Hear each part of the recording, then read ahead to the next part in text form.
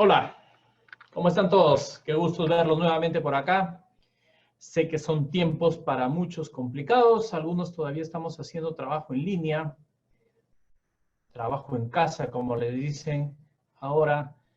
Pero igual, sea por trabajo en casa o no, creo que vamos a empezar este webinar hablando de que la responsabilidad que tenemos cada uno de nosotros, así como siempre hablamos de la responsabilidad para la cultura de gestión por procesos, de que todos debemos involucrarnos en la cultura por gestión por procesos, de que es una responsabilidad muy fuerte, que es difícil cambiar las costumbres de las personas. Bueno, en esta ocasión encontramos el Perú, se encuentra en un gran reto. Y agradecemos a todos los amigos que se están conectando, a los que se han conectado. Les agradecemos su participación, agradecemos que se tomen este tiempo. Como hemos dicho en el correo, creo que la oportunidad es para el que esté preparado y aprovechemos estos momentos que tenemos que estar desde casa para darnos un espacio para poder seguir capacitándonos. Y luego, cuando todo vuelva a la normalidad, seamos aquellos que estemos preparados para nuestra mejora, para incrementar nuestro nivel de autonomía dentro de la organización, para ascender, para liderar, etcétera, lo que esté acorde con las expectativas de ustedes. Gracias a todos por estar presentes. Vamos a empezar, como siempre, hablando un poquito de la comunidad para darle unos minutos a los demás amigos que ya están ingresando con nosotros. Solamente comentarles, este es el webinar que más éxito ha tenido hasta ahora. Hemos roto todos los patrones que teníamos de inscritos. Hemos tenido que agregar bastante a nuestra plataforma tecnológica, pero bueno, así estamos para darle a todos siempre periódicamente estas capacitaciones totalmente gratuitas, que es la intención de esta comunidad. Muy bien, gracias Rodley, gracias Susan, Jan, perfecto, todos escuchan, Robert, muy amable, Jane, efectivamente, Pedro, buenas noches igualmente, Javier, perfecto, Yelka, muchísimas gracias. Entonces estamos todos conectados y vamos a empezar y les voy a compartir en este momento la presentación. Diseño de procesos utilizando Design Thinking. Como siempre, al inicio vamos a hablar un poquito del modelo marco, al cual nosotros ya estamos, muchos de nosotros que ya vienen participando, ya tienen conocimiento, pero igual tenemos casi un 40% de participantes nuevos en nuestra comunidad, así es que permítanme hacer una pequeña introducción sobre el modelo marco para el sistema de gestión por proceso. El modelo marco está compuesto por tres grandes componentes: los principios, el gobierno y los procesos. Los principios tienen que ver con todo el tema de la estrategia del negocio, con la estrategia de la empresa, modelo de negocio, con la cultura de la empresa y cómo medimos todo esto, qué principios le genera toda esta estructura y este modelo de negocio en la empresa para que se pueda alinear tanto el gobierno como el proceso. Recuerden que la gestión por procesos, en nuestra visión, es la mejor herramienta que tiene la alta dirección para alinear la empresa hacia sus objetivos. ¿De acuerdo? Y por eso es que necesitamos de estos principios para que logren alinearse toda la gestión por procesos, toda la organización a los objetivos empresariales. Muy bien, luego viene el gobierno. El gobierno tiene que ver con lo que llamamos gestión por procesos, tiene que ver con ver a la empresa como un todo, ¿de acuerdo? Y la parte como cómo mejoramos y gestionamos los procesos, el famoso PDCA por cada uno de los procesos. Entonces, rápidamente para entender, aquí nos dice un modelo de negocio, hacemos en el diseño un mapa de procesos que esté alineado al modelo de negocios, y por cada uno de los procesos que está en el mapa se gestiona en el componente de procesos, ¿de acuerdo? Y cada uno de esos procesos va bajo un enfoque PDCA mejorado. ¿Cuál es la diferencia con el PDCA clásico que nosotros conocemos todos los que trabajamos en proceso? Que además tiene un componente de formación. Esto tiene que ver mucho con estos tiempos donde estamos en transformación digital y realmente no se puede tener transformación sin formación. Dentro del esquema de la mejora de proceso, un elemento que se llama transformación del proceso, ¿de acuerdo? Y lo que vamos a ver hoy día tiene que ver con este elemento. ¿Cómo hacemos que el proceso se transforme, pero esta vez hacia la experiencia de usuario, esta vez usando herramientas de Design Thinking, ¿de acuerdo? Entonces, vemos cómo a lo largo de todos estos 6 meses que tiene la comunidad de gestión por procesos, siempre hemos tratado temas alineados al modelo marco, que están muy en boga, que son los más requeridos, y nosotros nos encargamos de conseguirles los mejores expositores, que es el caso de hoy día. Entonces, explayando un poquito más este modelo, vamos a ver cada uno de ellos pensándolo como si fuera un mapa del proceso del modelo marco, por decirlo de alguna manera, para que puedan captarlo por completo cuál es el modelo. Y aquí vemos que en los principios tenemos los principios empresariales y la estrategia. ¿De acuerdo? Ven por acá el modelo de gestión por procesos y por acá a la izquierda, no sé si están viendo mi mouse, la verdad que a la izquierda en el 1, a la izquierda van a ver el modelo de negocio, en el 3 van a ver todo lo que es el mapa de procesos, ¿de acuerdo? Y aquí en el componente de proceso van a ver todo el PDCA, pero recuerden que es 1 por cada proceso, ¿de acuerdo? Y luego en la transformación vamos a ver hoy día cómo podemos hacer el proceso, cómo podemos diseñar el proceso, viéndolo desde el punto de vista de Design Thinking. Entonces estamos encajados. Recuerden, PDCA mejorado se ve en la parte de el gobierno, el 3, el 4, 5, 6 y 7, PDCA mejorado, ¿de acuerdo? Para el gobierno, y PDCA mejorado para el proceso 9, 10, 11, 12 y 13. ¿De acuerdo? Muy bien, dentro de eso entonces vamos ahora a indicarles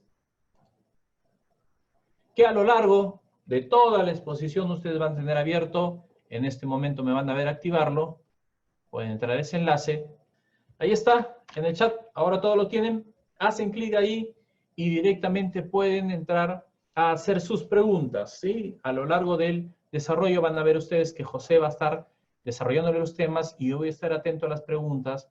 También, si desean directamente hacerlo porque quieren compartir alguna experiencia que es importante, recuerden que uno de nuestros objetivos como comunidad es el aprendizaje colaborativo, es decir, aprender entre todos. Si alguien quiere compartir una experiencia interesante, los podría pedirnos el micro y nosotros gustosos se lo vamos a brindar. Ok, José, no sé si tú tienes algún detalle adicional para todos ustedes. José, un amigo mío de verdad muy destacado, uno de los amigos que uno tiene el orgullo de tener. Trabaja en una de las instituciones financieras más importantes del país y él es el gerente de transformación de procesos y arquitecto de procesos. Entonces, José, con amplia experiencia en los temas de mejora de procesos, con quien he tenido la oportunidad de participar en alguna capacitación, como alguna vez se lo dije, él es el mejor ejemplo de que pasa de alumno a maestro. Entonces, José, si tienes algo más que decir o te dejo para que tú empieces con la exposición. Hola Víctor, muchísimas gracias por tus palabras, la verdad que me hace muy honrado. Solamente voy a ponerme cara un momento para que me conozcan. Yo soy José, trabajo en una institución financiera, tengo más de 10 años mejorando procesos.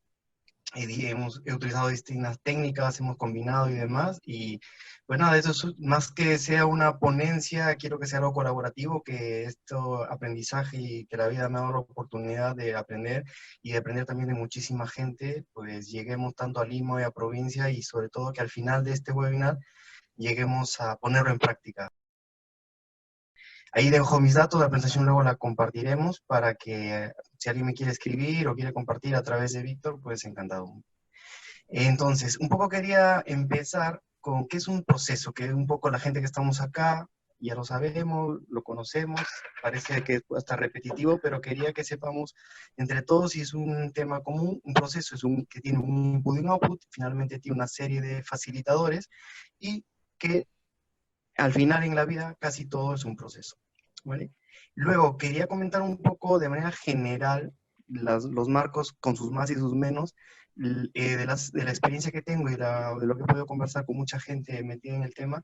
Casi el 80 o 90% nos hemos quedado en estas metodologías o marcos tradicionales, donde tenemos la situación actual, hacemos la elaboración de propuestas desde escritorio o colaborativos, he visto de todo, y luego nos planteamos un to-be, y ese es el to-be que queda en nuestro diagrama, en nuestro papel, y ahí termina, ¿vale?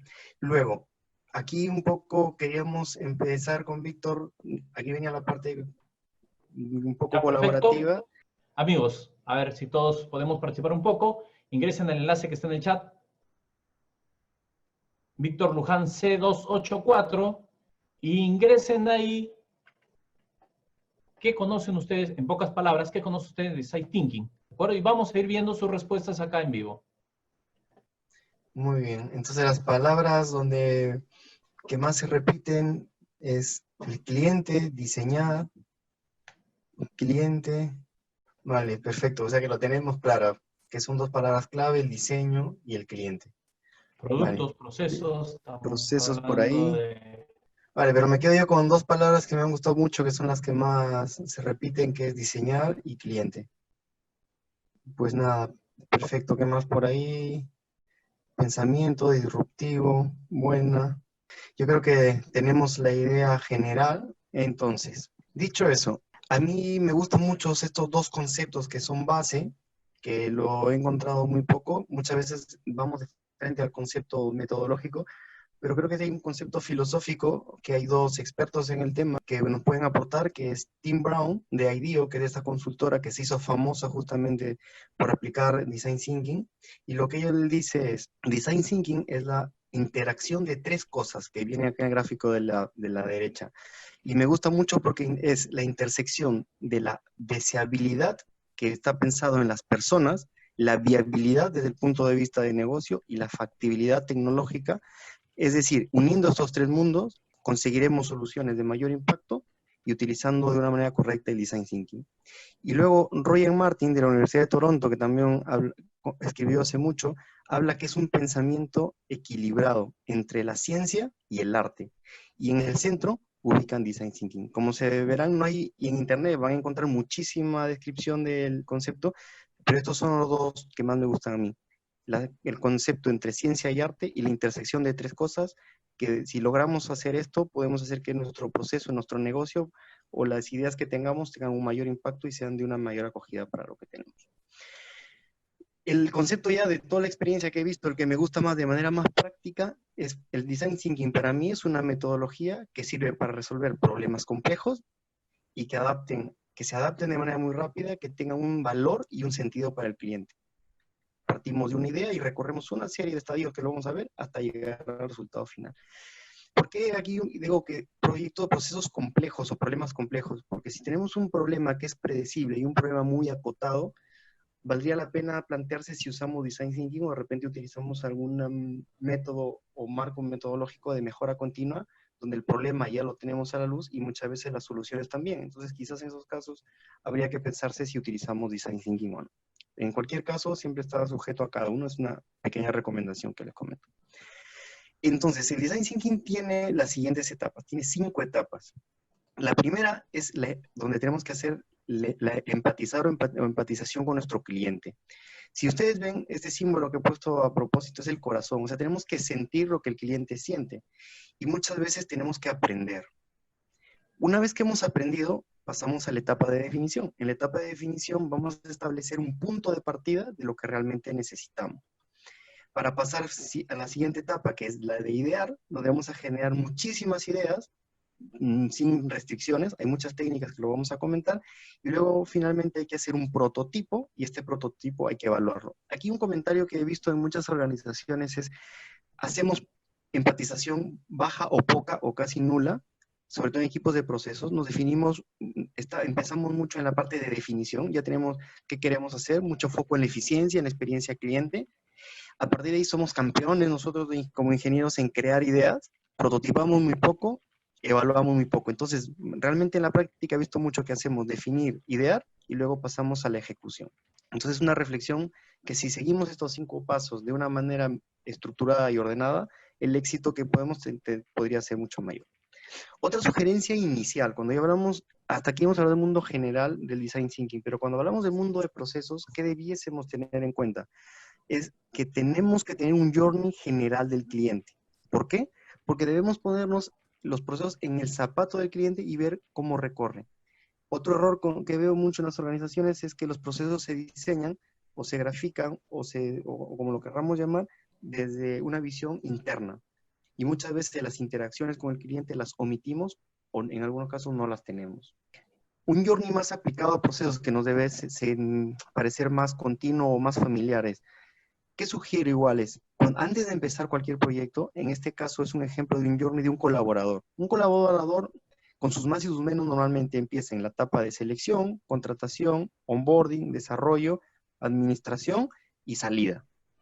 Y si ustedes se dan cuenta, en la parte de arriba he generado un journey general, genérico, que nos va a servir de mucho. ¿Para qué?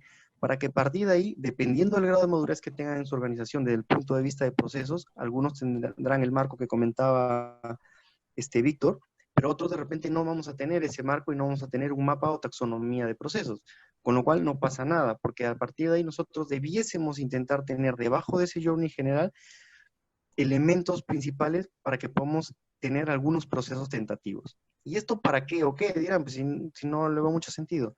Porque desde antes de empezar cualquier proyecto, antes de entrar con el marco metodológico del Design Thinking, debiésemos determinar un alcance, pero un alcance preliminar. ¿Por qué? Porque no es lo mismo decir, voy a hacer un proyecto de hacer de todo el onboarding de un cliente, en este caso nuestro cliente es un colaborador, no es lo mismo ir hasta el paso 6 que centrarnos en el paso 1 y en el paso 2. Entonces, aquí a priori esto sirve para delimitar o ver la magnitud a lo que nos vamos a enfrentar más adelante. Una vez que ya hemos definido los procesos tentativos a macro o alto nivel, dependiendo del grado de la organización que ustedes tengan, vamos a pasar a la primera etapa, que es la etapa de empatizar. De verdad que esta etapa es súper clave y relevante y muchas veces lo omitimos. Creemos que empatizar es ir solamente a entrevistar. ¿Y cuál es la clave para mí de esto? Esta foto me gusta mucho, que es ponerte en los zapatos del cliente. Y como ven ahí, hay distintos zapatos. Hay zapatos grandes, pequeños, ajustados, unos que servirán para la playa, otros que servirán para la montaña, otros que servirán para la oficina, o de repente no necesitamos ningún zapato. Entonces, realmente en esta etapa debemos vivir el proceso, debemos experimentarlo en la manera de lo posible. Si pudiéramos experimentarlo en carne propia el proceso, vamos a tener muchísimo aprendizaje que nos va a servir para las siguientes etapas.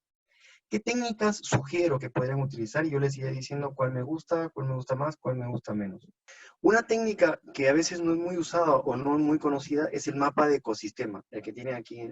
¿Por qué es importante? Porque esta técnica nos va a permitir colocar al cliente, en este caso al colaborador, al centro, y luego determinar en nuestro proceso con cuántos otros actores participan durante estos dos procesos que hemos determinado como alcance de nuestro proyecto. Y a través de círculos concéntricos podemos determinar qué tan cerca o qué tan lejos es la interacción del cliente o del colaborador, en este caso, con los demás. ¿Qué significa? Que, por ejemplo, el colaborador tiene una cercanía muy próxima y mucha interacción con el business partner. Sin embargo, con personas como compensaciones o como cultura o otro tipo de actores, es un poco más lejano. ¿Cuántos niveles podemos utilizar? Los que ustedes consideren, pero sí te va a permitir centrarnos. ¿Y para qué sirve esta técnica? Porque viene la técnica de la entrevista. Una de las cosas importantes aquí, y yo sugiero, y por ahí hay mucha bibliografía también, en entrevistas etnográficas que se consideran. Yo digo siempre, hay que hacer la entrevista en el lugar donde la persona trabaja o donde se da la situación. ¿Por qué?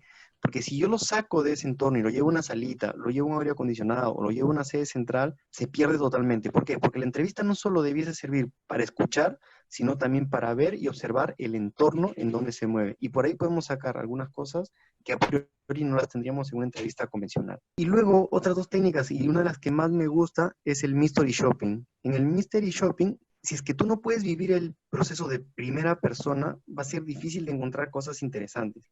¿Y por qué recomiendo esta técnica? Porque ahí no vas a tener un sesgo, porque no sé si les pasa que cuando tú vas como equipo de procesos, la gente ya está avisada, te van a responder de una manera, en algunos casos sesgada, o en algunos casos te van a responder lo que tú no quieres escuchar.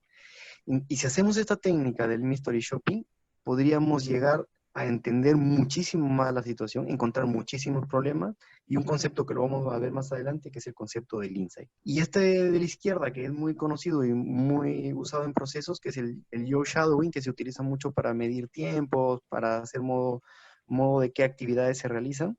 Y nosotros como procesos o como gente que va a dedicarse a esto, tenemos que tener mucho ojo y observación, escuchar mucho y mirar todo lo que acontece. Y a partir de ahí les dejo un ejemplo de cómo pudiesen ir clusterizando todos los hallazgos de las entrevistas, de las observaciones y demás. Ustedes debiesen tener, así como tenían aquí los procesos de manera general, esos procesos debiésemos tener en pequeñas, grandes etapas, si nosotros hemos visto, nos hemos centrado en las dos primeras, que básicamente es la parte de selección y la parte de contratación como ejemplo. Entonces, ¿qué debiésemos tener?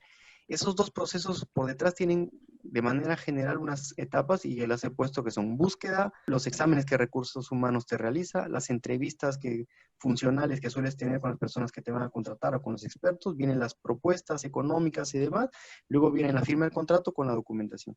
Este mapa, si lo llenas de esta manera, te va a permitir conocer qué cosas a partir de las entrevistas, cómo las personas se van sintiendo o cómo tú te vas sintiendo conforme vas avanzando en el proceso, en estas etapas, los principales puntos de dolor, con qué personas o con cuántas personas interactúas.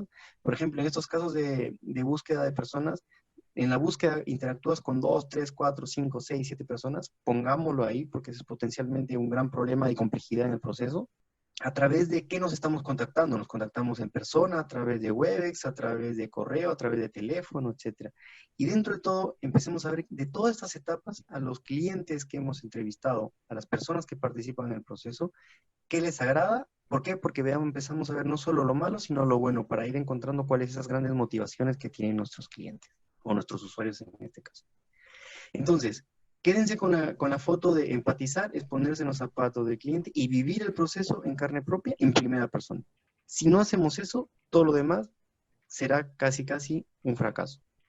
En la segunda etapa que tenemos, la etapa de definir, ¿qué tenemos que hacer? Es establecer un punto de partida basado en lo que nuestro usuario, nuestro cliente necesita. Para eso, ¿qué necesitamos? ¿O qué debemos tener en cuenta?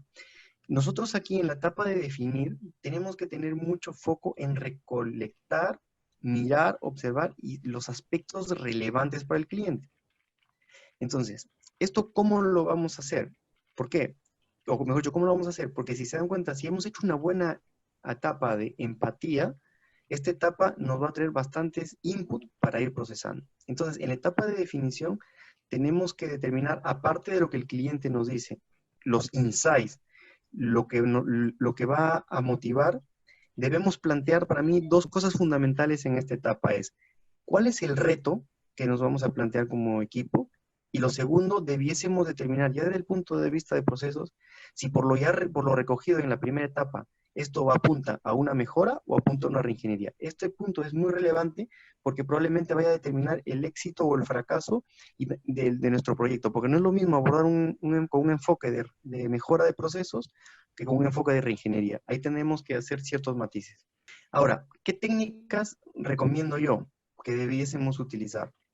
Tenemos estas 4 que yo lo recomiendo, hay más. El mapa de empatía, los 5 porqués, generar estadísticas y formular el reto. En el mapa de empatía, como veíamos en la primera etapa, nosotros hemos entrevistado, hemos encuestado, tenemos nuestro journey, y en nuestro journey del cliente hemos visto qué al cliente le va doliendo, qué cosas le agradan, con cuántas personas interactúa. Luego eso lo debiésemos empezar a volcar en el mapa de empatía, porque debiésemos tener al cliente al centro y pudiésemos tener un mapa de empatía de repente por distintos perfiles. En el caso de los colaboradores podrías tener un perfil, una persona joven, o por si quieres lo puedes hacer por generación, uno para la generación Z, otro para la generación Y, para los baby boomers, qué sé yo. ¿Por qué? Porque tienes que ver qué es lo que esas personas piensan y sienten, que lo has sacado de la primera etapa, qué es lo que ellos suelen ver, qué suelen decir y hacer frente a las distintas situaciones y etapas del proceso, qué escuchan y qué dolores tienen. Porque muchas veces, dependiendo del tipo de usuarios o de clientes que tengamos, algunas cosas pueden variar y ahí va a estar el reto de saber qué cosas son comunes y qué cosas son diferentes para ver cómo lo planteamos.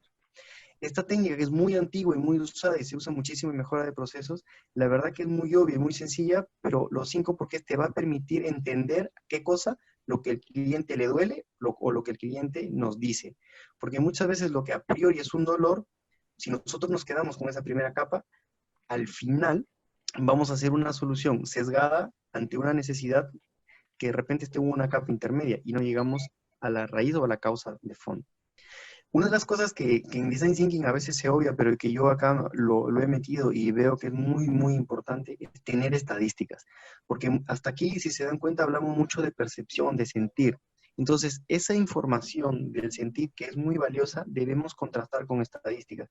Y por eso ese muñequito que le puse ahí me gustó mucho, porque de toda esa estadística que generamos, debiésemos sacar aquella estadística relevante que hace sentido o que nos valida algunas hipótesis que tenemos que formular o que hemos venido recogiendo en la etapa de empatía.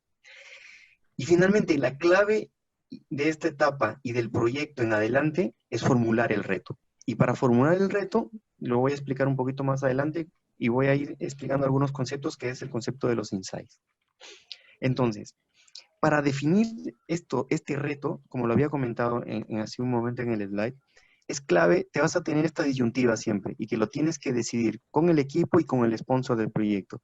¿Me voy a una mejora, que es pintar la casa o hacer algunas pequeñas reformas, o me voy a una reingeniería total donde me olvido de lo que existe actualmente y voy a por lo que quiero? Definitivamente cada uno tiene sus pros y sus contras, y también va a depender el nivel de madurez que tengas en tu organización y también del presupuesto con el que cuentes y con el tiempo. Así que eso es importante definir este punto. Ahora, sobre Insight van a encontrar en internet muchísima información y hay debates, foros, porque este término se adoptó en el design thinking, pero también viene del marketing, viene de la sociología y demás.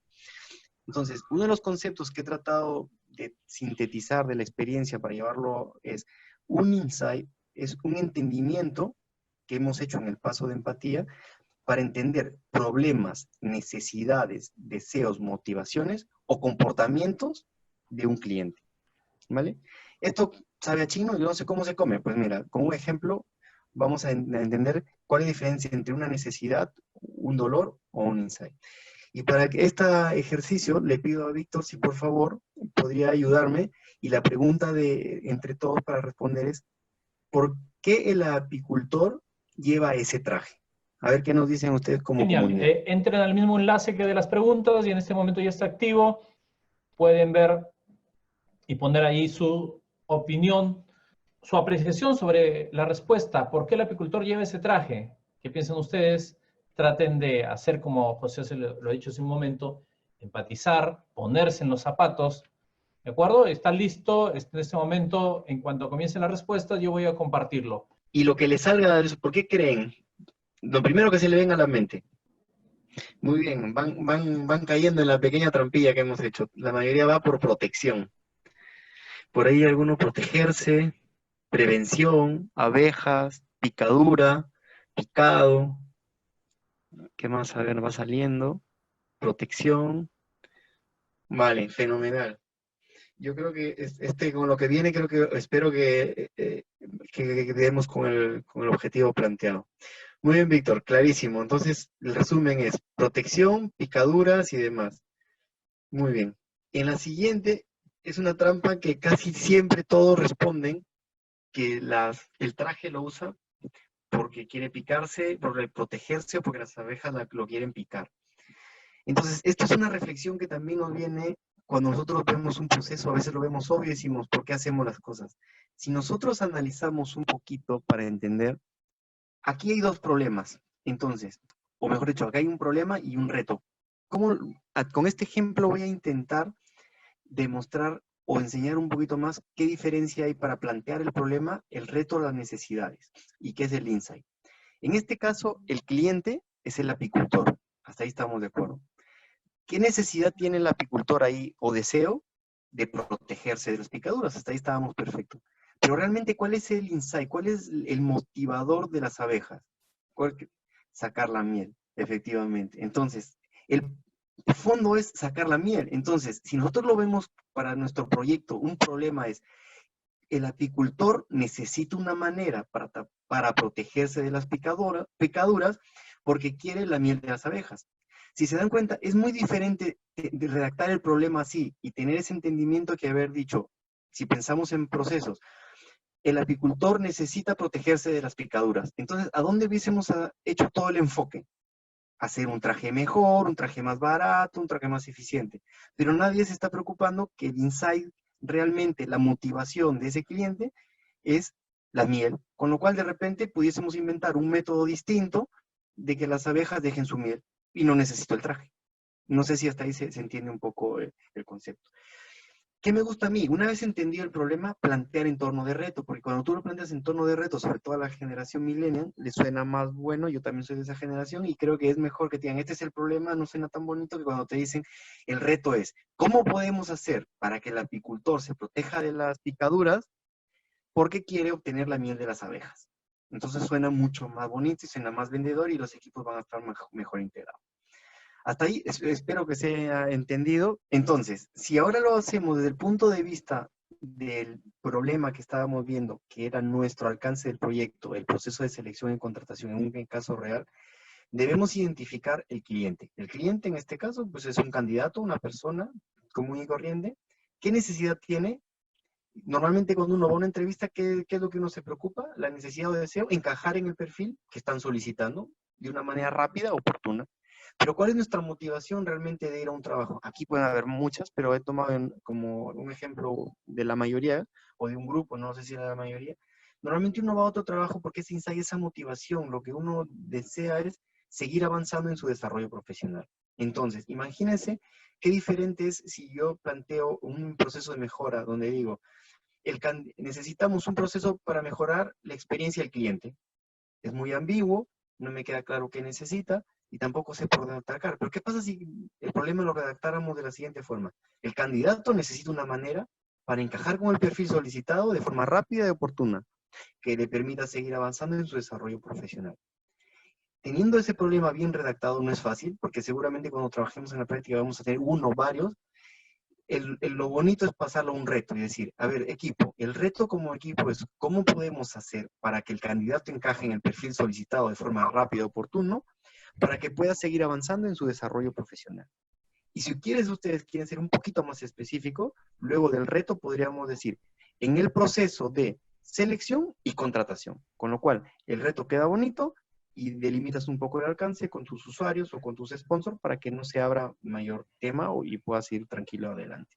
Hasta aquí, estas dos etapas para mí, en mi experiencia, es el 80% del éxito o fracaso de un proyecto. Si no hacemos una buena etapa de empatización, no vamos a poder hacer una buena etapa de definición. Y si no hacemos una buena etapa de definición, es cualquier cosa. ¿Por qué? Porque hubiésemos podido hacer un mejor traje para el apicultor, pero no hubiésemos podido encontrar la miel que él necesita. Entonces, por ahí va. Luego, en la parte de generar ideas, pues nosotros somos expertos, somos campeones en esto. Aquí hay mucha creatividad, mucha acción, muchas soluciones y demás. Técnicas archiconocidas, yo les daré algunas nuevas que quizás me gustan mucho, pero tenemos el método Scamper, muy conocido, brainstorming, ni qué decirse. La parte de diverger y converger, ahí lo voy a comentar un poquito más. Talleres de co-creación que va de la mano. Y el Crazy Eggs, que me parece algo divertido, que no sé si se conoce mucho, pero que me parece que nos tiene impacto. El método Scamper, pues ni decirse, es muy conocido, pero funciona mucho, sobre todo cuando te pones a ver en el proceso qué cosas sustituyes, qué cosas eliminas, qué cosas modificas. Te ayuda mucho a tener creatividad. El brainstorming lo puedes combinar con el Scamper, puedes hacer técnicas combinadas, ahí de verdad es solo para que lo tengan de referencia. Pero estas dos me gusta y me gusta hacerlas combinadas. Es tener talleres de co-creación, llama a las personas correctas, llama a un equipo multidisciplinario. Es importante que en el proceso estén, o cuando hacemos la co-creación, si es posible, el cliente final, las unidades internas, y si hubiera un proceso complejo, las unidades de control. ¿Para qué? Para que nos digan si temas regulatorios, temas de infraestructura, en el caso gente de sistema, gente de talento y cultura, si hay que cambiar, lo que tengamos que cambiar. Y que es importante tener en cuenta siempre es hacer mucha divergencia de ideas. No hay idea mala.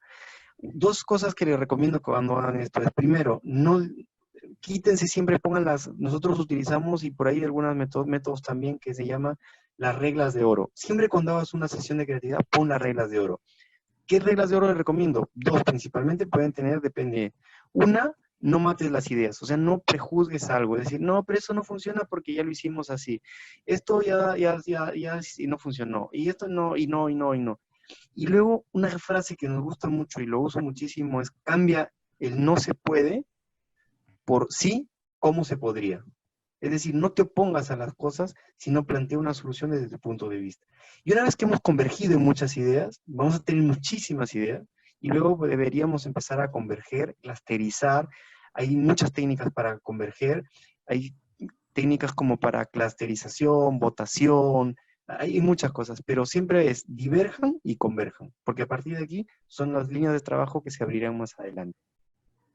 Y nuevamente, pongo hincapié, tenemos que tener presente dónde estamos, en una mejora o en una reingeniería.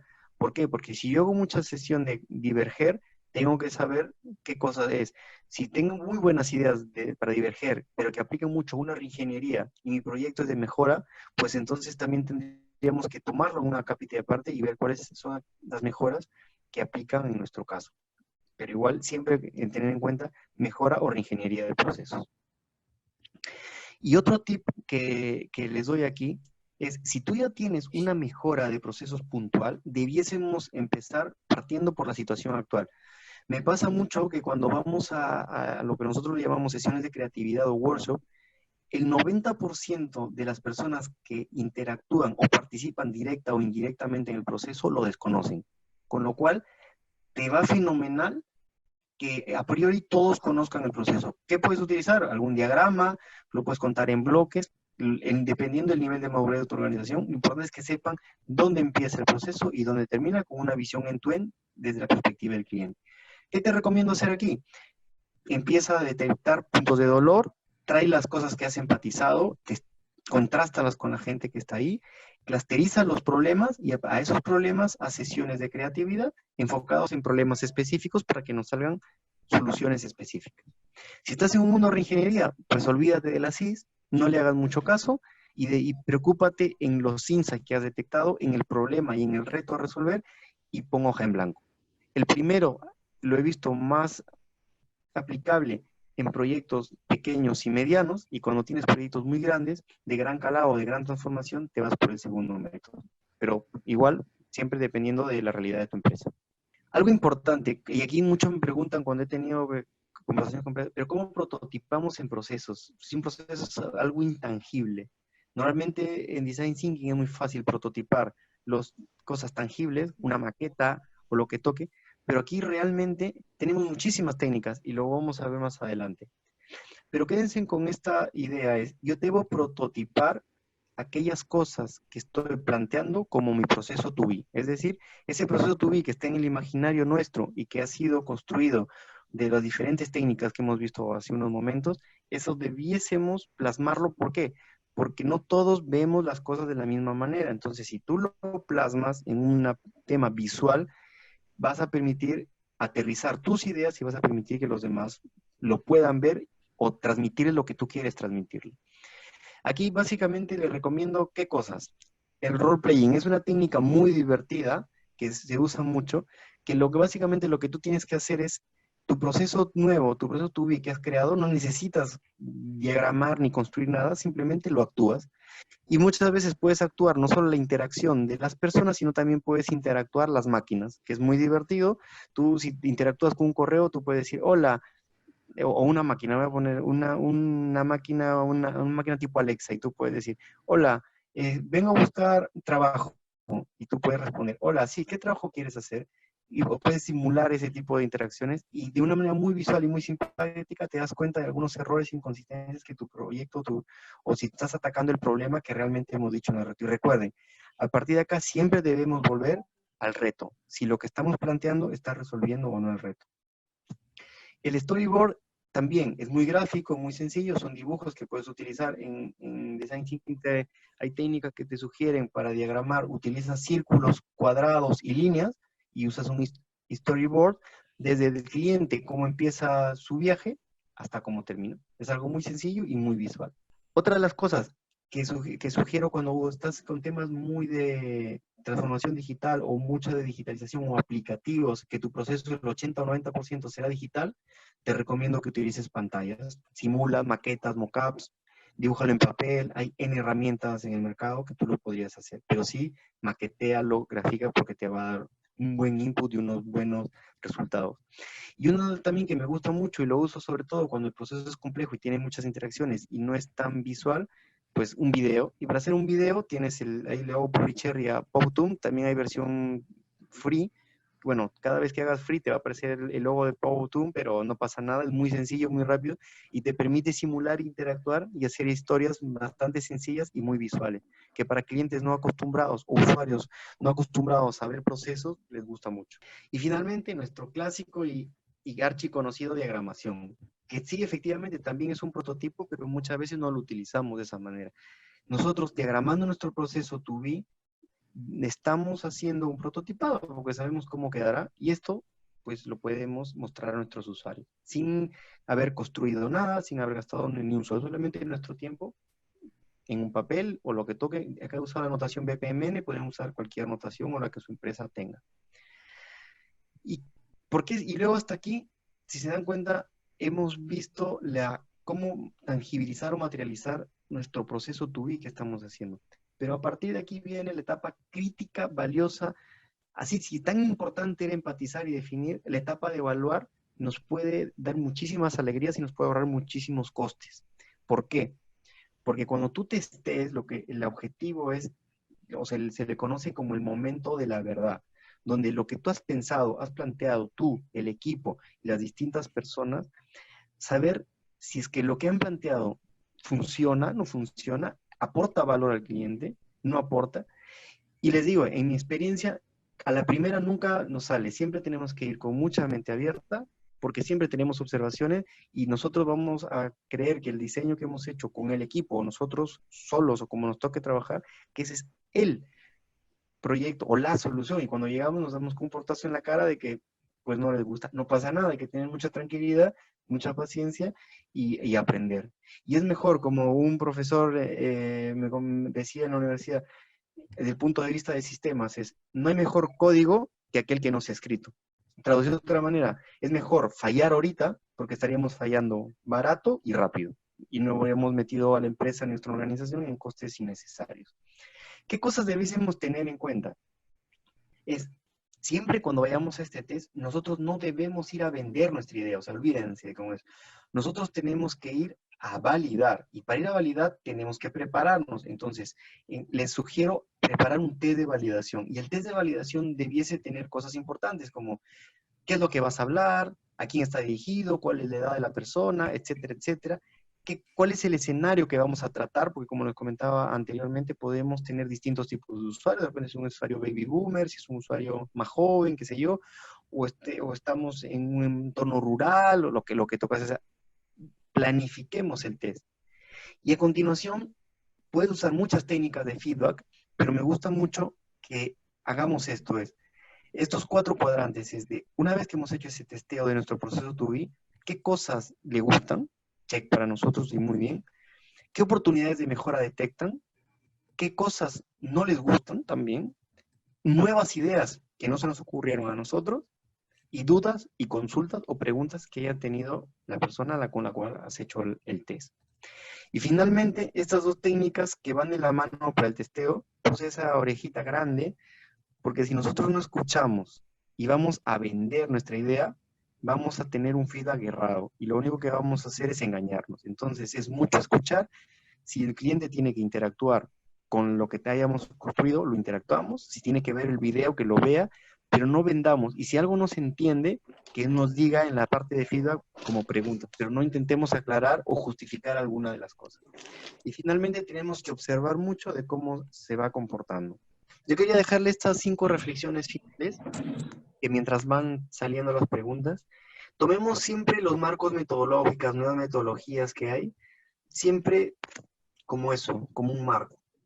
Entonces, dicho eso, si bien es cierto, Design Thinking es una metodología muy buena, muy potente, debemos adaptarnos a las necesidades. No pongamos por encima la herramienta sobre la necesidad. Víctor comentaba en un inicio todo el marco metodológico de procesos, o en algunos casos, en algunas empresas le llaman la arquitectura de procesos. Esa es la base. Recuerden, el método o la metodología de Design Thinking va a servir, es una palanca más. Pero no veamos si ahora decir, no, ya no voy por este esquema de la mejora continua o del ciclo de Deming, sino todo voy a Design Thinking porque ahora este es lo nuevo, y no va tanto por ahí, sino pruébenlo, testéenlo y miren, y sobre todo cómo se adapta a las necesidades. Otra de las cosas que siempre me suelen preguntar, ¿puedo combinar metodologías? Sí, es más, yo les diría, deberían combinar. usa Lean, Agile, Design Thinking, Lean Startup, métodos de pensando dentro de la caja, demás, pero siempre teniendo en cuenta, orientándote a qué resultados quieres obtener y a la situación y a las necesidades de tu empresa. Siempre eso es clave. Otra de las cosas importantes que no lo he mencionado, porque Design Thinking como tal no lo menciona, pero sí quisiera, lo dejé para el final, es que todo proyecto que hagamos, indistintamente usemos Design Thinking o no, debemos medir, tener KPIs, OKRs o como lo quisiéramos llamar, para medir el éxito de nuestro proyecto. Y el éxito no solo se mide por haber logrado los KPIs, sino también por haber aprendido, porque probablemente nos vayamos a hacer cosas que no van a resultar y tenemos que aprender y corregirlo. Y algo importante es no solo pensemos en los indicadores de procesos de cara al proyecto o a medirnos de manera puntual, sino debiésemos empezar a tener una cultura de indicadores en la organización para que los procesos puedan ser medidos de una manera recurrente. Finalmente, empieza por un proyecto pequeño, no te vayas si no conoces el tema por un proyecto grande, la vas a pasar mal, empieza por un proyecto pequeño. Esto un poco lo que, basando en Agile que te dice, haz cosas pequeñas, o Lean Startup, hay cosas chicas, testéalas, aprende y luego escala. No escalas y luego aprende, sino aprende y luego escala. Y el último consejo, quizás el más importante de todos y la reflexión que les doy es manos a la obra. O sea, de nada servirá este webinar si nosotros nos quedamos con la parte teórica y no nos podemos hacer las cosas. La mejor manera de aprender es haciendo. Si nosotros no metemos a la cancha y no nos ponemos a aprender en un proyecto pequeño que tengamos, pues les digo que esto no se aprende escuchando o leyendo, sino se aprende haciendo. Ok, veamos un punto importante. Acá hay dos preguntas, José. Empecemos por la más votada. Dice lo siguiente. Muchas veces es un cliente interno. La aceptación de áreas hace difícil la comunicación para levantar información. ¿Qué nos recomiendas? Ahí voy a retroceder acá para que se entienda. Normalmente, y efectivamente, el área de procesos, incluso por trayectoria y por historia, estamos enfocados en clientes internos o procesos de clientes internos. ¿Qué sucede? ¿Yo qué recomendaría? Si tienes muchos problemas para relevar información, cítalos a todos a una sesión, a un taller de unas 2 a 4 horas. Y lo puedes hacer en varios días. Entonces, ¿qué haces aquí? Que se paren delante del proceso que tú has podido diagramar, que entiendan la importancia del proceso y el end-to-end, y a partir de ahí podrías utilizar este taller para levantar un ASIS de una manera más rápida, más confiable y en el menor tiempo.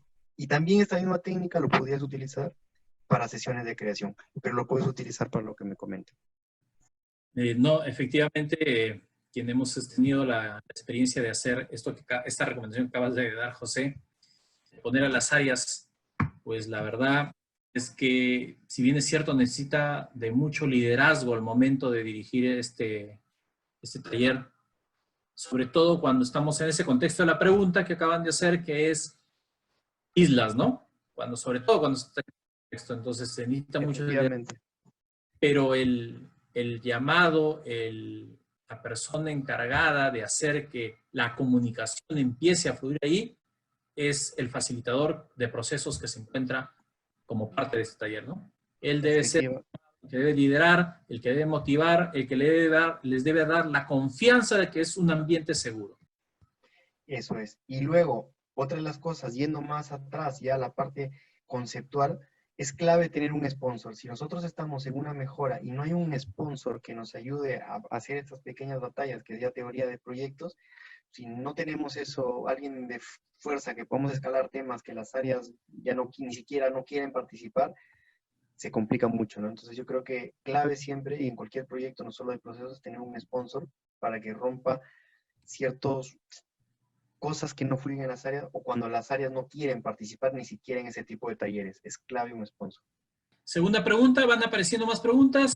Dice, el tema, lo estoy entendiendo así, prototipar el to-be. Creo que eso lo mencionaste tú en algún momento de la exposición. Prototipar. Sí. Y dice, clásicamente se hace flujogramas y documentos normativos. ¿Qué otros entregables se pueden poner a disposición de los colaboradores del proceso? Fenomenal. La persona que hizo, de repente lo expliqué muy rápido, mira, Esto, si se dan cuenta, es lo que siempre nosotros tenemos como TUI. Pero ¿se acuerdan? Existe estas otras técnicas que acabamos de ver. Nosotros podemos hacer un role-playing. O sea, nosotros podemos prototipar haciendo un role-playing. Oye, a ver, vamos a simular el proceso. 3, 4 personas. Que eso es más interactivo dependiendo de si la gente está presencial. Otra de las formas es que a mí me encanta esto, el storyboard. ¿Por qué? Porque es de una manera visual, gente que no tiene idea del flujograma, que si tú lo ves a esto, si no tienes por detrás una cultura de procesos que te enseña a leer esto, por una persona de marketing es chino. Pero si una persona de marketing le enseñas esto, uy, se va a dar cuenta, incluso decir, uy, pero acá me parece que esto no debiese ser así. ¿Y qué tal si le muestras un video?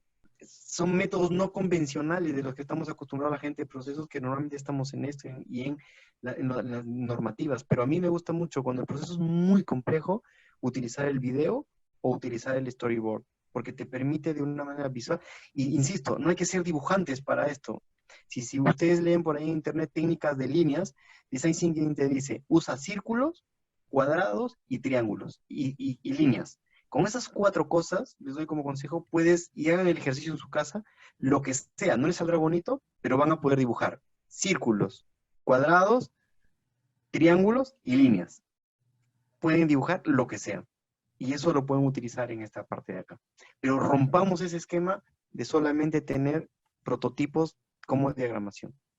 ¿Hay otras formas de prototipado? Sí. Esas son las que yo recomiendo que más encajan en procesos. Aquí, permíteme ahondar un poquito en esta pregunta. Cuando ya el prototipo ya pasa y comienza a implementarse, si ya no es solamente prototipo, sino se decide que debería ser así, seguimos poniendo a disposición de los colaboradores de toda la organización, como típicamente los procedimientos, el documento de procedimientos con sus flujogramas, o utilizamos también esas técnicas de storytelling, storyboard, etcétera, como una de las formas como hacer que la gente entienda sus funciones o las actividades dentro del proceso. Ahora, Víctor, algo importante también que para que no se me escape aquí comentar es recordar estas etapas es, si tú estás en prototipo, o sea, hay 2 cosas que me has hecho notar es, yo lo había entendido la pregunta de ese sentido es cuando quiero prototipar. Ahora, si ya nos vamos fuera del prototipado y estamos en el día a día, puedes utilizar lo mismo el prototipo, pero la función del prototipo es evaluar. ¿Y cuál es la función de evaluar? Es de tener feedback. ¿Por qué? Porque una vez que uno tiene feedback, puedes regresar o a una etapa de prototipar, podrías regresar en una etapa de idear, y en el peor de los casos, que tu proyecto sea un fracaso, y fracasar no es nada malo porque se aprenden los fracasos, pudieses volver a empatizar. Y en el peor de los casos, el proyecto pues se para y se da por desestimado. Pero llegaste hasta acá y no construyes nada o no cambias cosas en la organización que va a tener un costo mayor. O sea, miremos el prototipo desde un punto de vista de evaluar y testear nuestras ideas y soluciones, y esos mismos prototipos lo pudiésemos llevar, por lo que comentaba Víctor, de una manera más divertida y más ágil en la organización, mostrar los procesos, que esa es la otra cosa que debiésemos hacer. Tenía un jefe que decía, nosotros, ¿cómo hacemos para enamorar desde los procesos a la organización? Que esa es otra tarea de cambio cultural, ¿no? Pero podríamos utilizar tranquilamente otras técnicas que no solo el flujograma, que si no tenemos una buena base cultural, solo lo entendemos la gente de procesos, que somos siempre un equipo muy pequeño y reducido. Entonces seguimos con la siguiente pregunta. El ASIS que anteriormente se hacía para saber cómo es el proceso hoy, puede realizarse con empatizar para descubrir el journey del cliente, que en muchos casos los usuarios con los cuales uno se reúne recién descubren realmente en su proceso actual. Sí, como lo comentaba, yo esto de aquí, si se dan cuenta, no lo ahondé más, pero si tú consideras para empatizar que te va a ayudar a tener un ASIS relevado, sí, dale. O sea, recuerda esto no hay una prescripción, siempre está en función. Para mí, eso es el ASIS. Si tú necesitas para que tus usuarios entiendan de qué va el proyecto y la magnitud, y tienes el diagrama de ser, en el caso que hemos puesto como ejemplo, selección del empleado como el ASIS y la gestión de la contratación, o si lo dibujas a alto nivel, adelante. Pero que no demande mayor esfuerzo, porque si no ya estarías comiéndote las siguientes etapas. Bien, siguiente pregunta. ¿A qué se refieren cuando dicen que deben basarse en la arquitectura de procesos?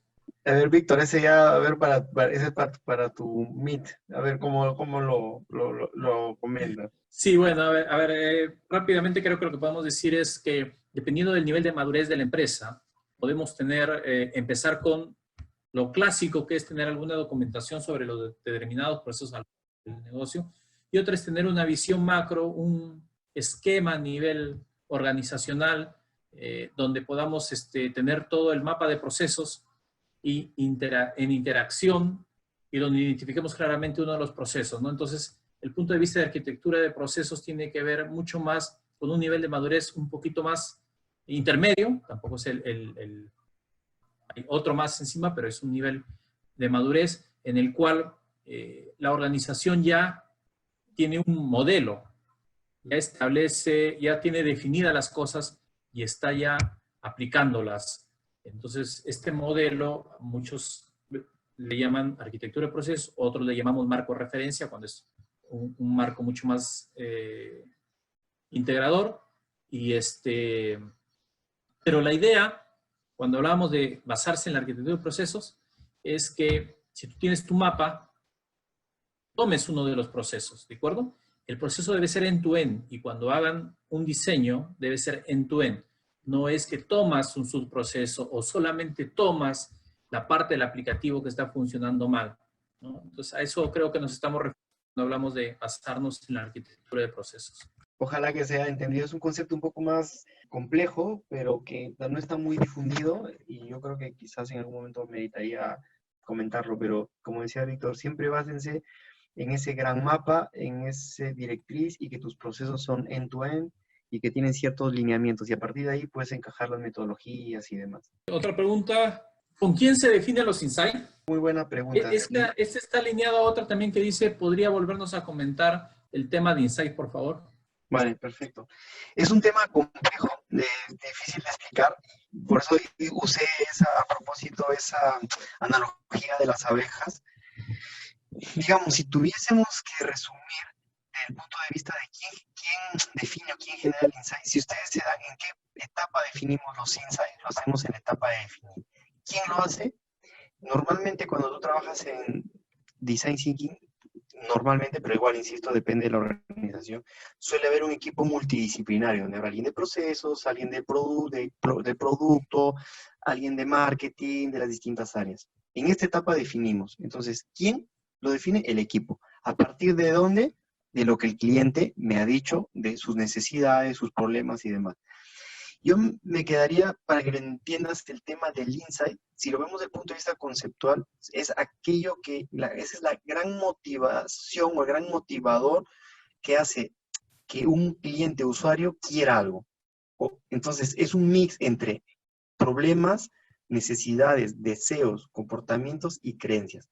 Entonces, es como que el gran motivador que te va a hacer que haga las cosas. En el caso del apicultor, su gran motivador es la miel. En el caso de una persona que busca un empleo, su gran motivador, eso que le da la fuerza, esa visión, eso que te empuja, es seguir avanzando en tu desarrollo profesional. Y el medio o lo interín es conseguir un trabajo. Entonces, y si yo tuviera, o sea, es complejo de explicarlo, he tratado de ser sencillo, pero yo me quedaría con con esa imagen para entender un insight. Es aquello que motiva al cliente o al usuario, pero de una perspectiva final, aquello que le va a dar esa gran satisfacción o esa gran necesidad. Bueno, creo que también tiene que ver con lo que hablamos un momento, ¿no? Ese es un tema de ir madurando dentro de la organización los conceptos. Entonces, no esperes esto como consejo al amigo que preguntó, no esperes que todos desde un principio estén alineados y todos desde un principio lo hayan entendido, que es lo como debe ser. Tiene que ser un trabajo día a día, continuo, e ir demostrando, como dijo hace un momento, con cosas pequeñas, haciéndolo, empezándolo a hacer, te va a dar resultados, ver cómo es que eso finalmente te va a retribuir en que la gente lo va a entender. Porque de verdad que es muy útil todo lo que hoy día estamos conversando. Eso es, y finalmente, digamos, algo que se me ocurre que ojalá le pueda ayudar a la persona que preguntó, quédate como que el insight es ese gran motivador que desencadena el proceso. Eso que hace que realmente le dé la vuelta de tuerca a lo que queremos. Y después ya lo vas a ir chequeando qué tipo de insight dependiendo de la tipología del proyecto. Ojalá te sea de utilidad la respuesta. José, en el chat, Héctor nos pregunta, ¿qué consideraciones se debe tomar para asignar o elegir al facilitador que lidere los talleres o reuniones? Sí, muy buena pregunta. Ahí básicamente es que tenga no conocimientos, pero que tenga muchas habilidades blandas y tenga algo que es como que alguien que puede escuchar a las personas, las puede entender, pero también pueda tener carácter cuando la cosa se descontrola, porque he tenido casos donde la gente se pone a pelear y dice, no, esta es mi culpa, tú que no sabes por qué hablas. Entonces, tiene que tener muchas habilidades blandas. Ahora, yo me estoy imaginando un workshop o una sesión de entre unos 15 y 30 personas. Necesitas algo así, pero si tú haces una sesión entre 3, 4 o 5 o hasta 10, pues va a depender un poco las habilidades que tengas. Pero clave, habilidades blandas, de manejo de personas y de saber colocar. Pero aún así, que ayuda mucho lo que les decía, y busquen en internet si quieren las famosas reglas de oro. Es importante las reglas de oro porque desde que ya todos saben a qué te estás teniendo. Otra de las cosas que hacemos es, no te lo tomes nada personal, piensa siempre en tu compañero, si no tienes nada, digamos, bueno que comentar y es para criticar, mejor no lo hagas, o sea, no agarres los móviles. Esas reglas de oro te pueden ayudar al facilitador también para que no sea algo subjetivo y le diga, a ver, tú estás incumpliendo la regla de oro 4 o la regla de oro 1. Entonces, eso también ayuda a la facilitación, como un consejo. Seguimos con la siguiente pregunta. Para procesos ya desplegados, muchas veces los usuarios no usan los diagramas de flujo. ¿Sugieres otra herramienta? ¿El Blueprint puede reemplazarlo? Mira, es una pregunta, eso de muy pocos usan o muchos es un poco subjetivo. ¿Qué te diría? Puedes ir al Blueprint, puedes utilizar X, pero hay un problema más de fondo, es esa información es de utilidad para la organización, primero. Segundo, las personas saben cómo leer la información. Y tercero, la información que está disponible está actualizada. Créeme que si cumplimos con esas tres preguntas y con esas tres respuestas, créeme que la organización va a ir a utilizar la información. Todo lo demás es forma. Como decía, no importa la forma si no cumple las tres cosas que acabo de comentar. Y te lo digo por experiencia propia, que nosotros estamos en un cambio cultural bastante fuerte y estamos logrando ya que los diagramas en BPMN se utilicen, pero acompañado de un cambio cultural y de difusión. Y que sobre todo los usuarios vean la utilidad. Por ahí va más que por la herramienta en sí, porque hay muchísimas herramientas buenas. El Blueprint me gusta, pero va por lo que comentaba. Genial. Por cierto, al final, antes de que cerremos, voy a adelantarme, me vas a disculpar, José. Vamos a tener una pequeña encuesta del webinar. Sí, así que por favor al final voy a poner el enlace y les agradecería a todos que contesten porque eso nos ayuda mucho a mejorar. Seguimos con las preguntas. ¿Cómo integras el brainstorming con el método Scamper? Lo que yo suelo hacer es, empezamos, lo que yo he hecho y nos ha funcionado es, coges a las personas que empiecen a soltar ideas, pero les dices, a ver, vamos a recorrer el método Scamper y dices, vamos a hacer eliminación y lanzas al brainstorming. ¿Cómo haríamos para eliminar tal cosa? Y empieza. Otro, ¿qué pasaría si quiero sustituir? ¿Qué pasaría si sustituimos tal o cual cosa? Y lanzas el brainstorming. Y otra de las cosas, así de manera general, y otra que yo lo he utilizado es hago pequeños grupos y a cada grupo le doy a veces algunas letras. Y al final hago una consolidación de todas las cosas que se han dado y hacemos un brainstorming general. No sé, es decir, pequeños grupos con algunas letras y luego hacemos uno general con las demás letras para que la creatividad funcione. Cosa que les sugiero, hagamos siempre el brainstorming en la medida de lo posible de manera individual y luego de manera grupal. Porque si solo lo haces de manera grupal, muchas veces el sesgo que tienes es que los más hablantines hablan y los que no son muy hablantines o son un poco tímidos nunca participan. Así que o lo haces pequeños grupos o haces de manera individual algunas técnicas ahí. De acuerdo, genial. Todos estos tips están buenísimos. A ver, una pregunta más. Un poco más de detalle entre Journey Map del cliente y Design Thinking. Realmente el journey del cliente es una herramienta que se utiliza dentro del marco de Design Thinking.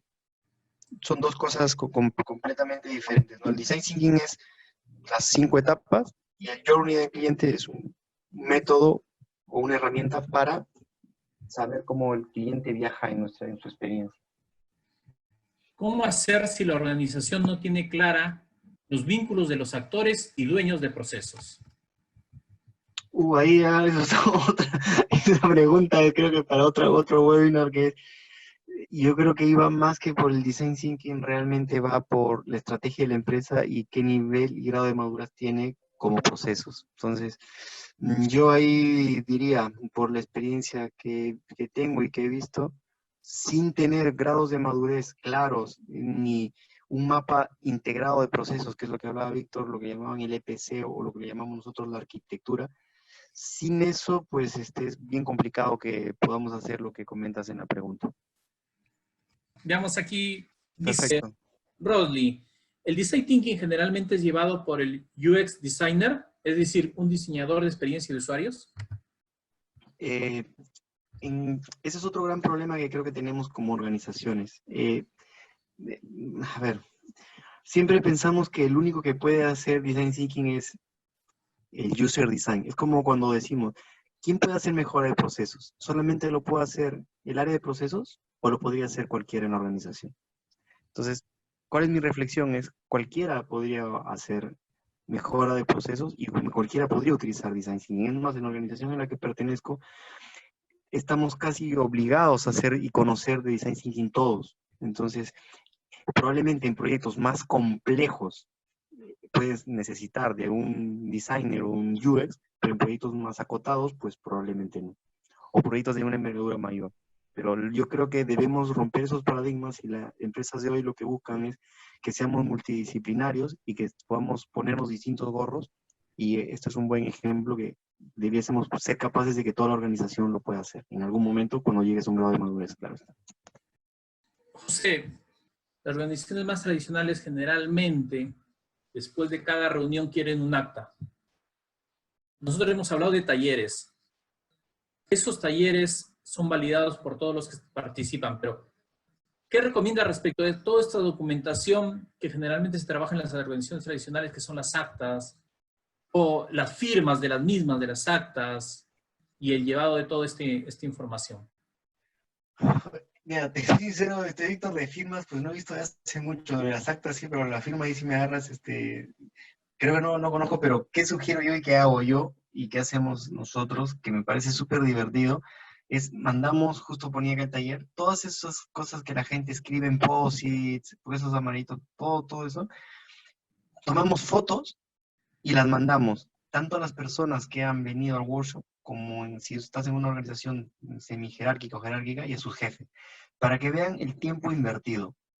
Y al final de esas fotos, lo hacemos en un drive, una PPT, dependiendo de lo que toque, ponemos como que ciertos grandes acuerdos o ciertas cosas generales.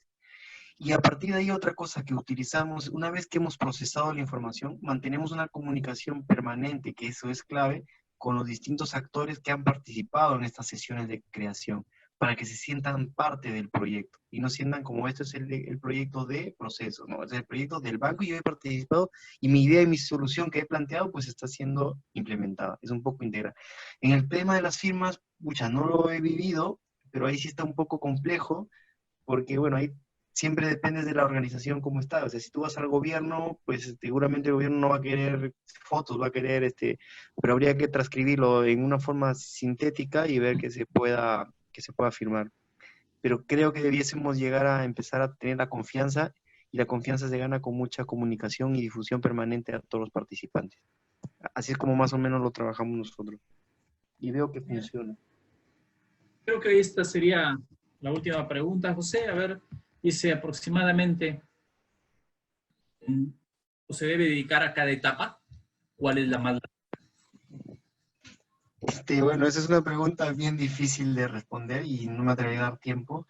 Yo diría, depende del tamaño del proyecto, porque recordarán lo que les enseñé aquí.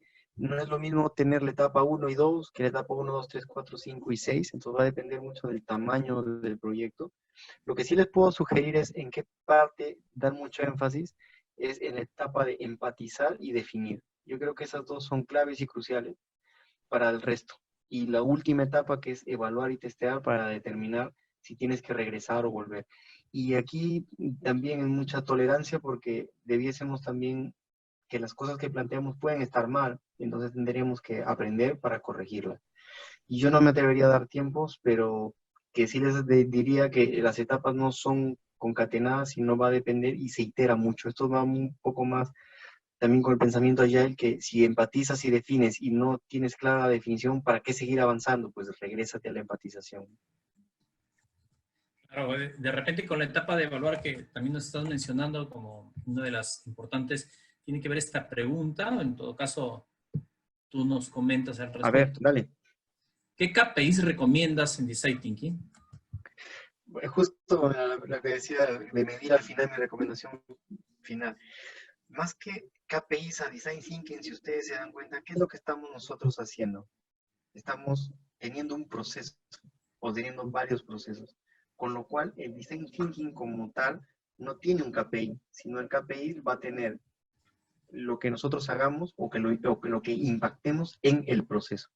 Porque sería un KPI un poco, digamos, no estos KPIs que uno se pone para decirlo cumplir, es decir, pongo un KPI de éxito de cuántas veces uso Design Thinking. Pero realmente, ¿por qué no decimos ese proceso, cuánto se ha eficientizado, cuánto hemos abaratado, cómo ha aumentado la calidad del cliente, cómo hemos evitado los reprocesos? Creo que el KPI está más asociado al proceso que a la metodología. Esa es mi sugerencia. Midamos el proceso, no la metodología, porque es un KPI más realista. ¿Algún comentario final?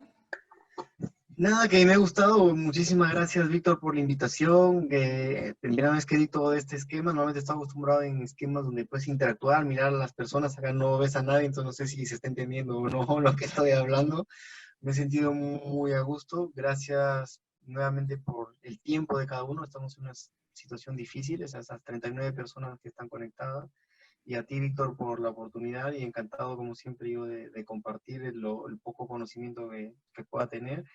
Y una reflexión final que siempre digo es, hay N métodos, N técnicas, N formas, pero algo que a mí me queda y que todo recae es el ciclo de Deming, que es uno de los más antiguos, y muchas metodologías o marcos que hoy existen terminan evaluando el famoso plan, do, check, act, con sus más y sus menos. Siempre estamos en eso, que hay nuevas técnicas más modernas, cosas que se incorporan, facilidades por ahí que van dando, pero yo me quedaría en general en procesos como el ciclo de Deming y no seamos más papistas que el Papa, no agarremos una metodología única y propia, decir esta es la mejor, no, porque una de las cosas que también en la calidad se usa mucho, ¿cuál es mejor o cuál tiene más calidad? ¿Un Ferrari o una pick-up?